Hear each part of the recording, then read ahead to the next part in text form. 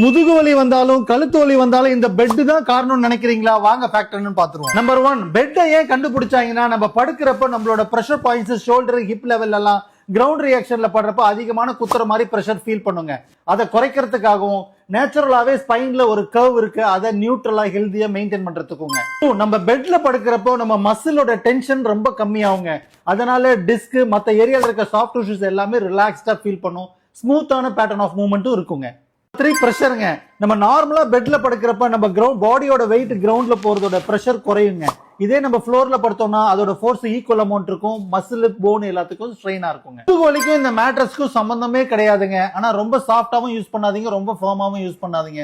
நடுநிலையில use பண்ணுங்க. Latest foam மாதிரி மேட்ரஸை use பண்ணுங்க. முதுகு வலிக்கு ரிலாக்ஸா படுத்துட்டு நான் சொல்ற எக்ஸசைஸ் பண்ணுங்க. நீங்க கேர் பண்ணணும்னு நினைக்கிறவங்களுக்கு ஷேர் பண்ணிடுங்க. மடக்கி வச்சுக்கோங்க. செஸ்ட் ரோல் மட்டும் பண்ணுங்க, ரைட் அண்ட் லெஃப்ட். யோகால பண்றது எல்லாருக்குமே தெரியுங்க.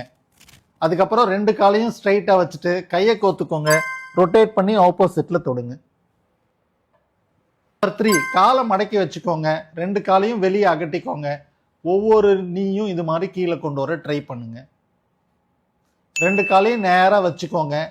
2 பாதத்தையும் உள்ள திருப்பி திருப்பி ரிலாக்ஸ்டா விடுங்க, உள்ள வெளியே. 2 காலையும் மடக்கிக்கோங்க.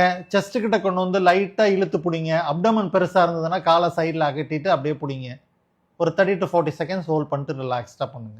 இப்போ இந்த முதுகுல ஒரு கேப் ஃபார்ம் ஆகுங்க. அதை அப்படியே பிரஸ் பண்ணி நியூட்ரல் பண்ணிக்கோங்க. கோர் மசில் எல்லாம் ஆக்டிவேட் ஆயிடும். அப்படியே ஹோல்டு பண்ணிக்கோங்க. ஒரு மாத்த வேண்டியது பெட் கிடையாதுங்க, நம்மளுடைய கெப்பாசிட்டி தான். நீங்க வாழ்ற வாழ்க்கைக்கு உங்க உடம்பு ஃபிட்டா இருக்கான்னு பாத்துக்கோங்க. ஹாப்பியா ஹெல்தியா இருங்க, வலியோட வாழாதீங்க. Just for the information, doctor Ram physio.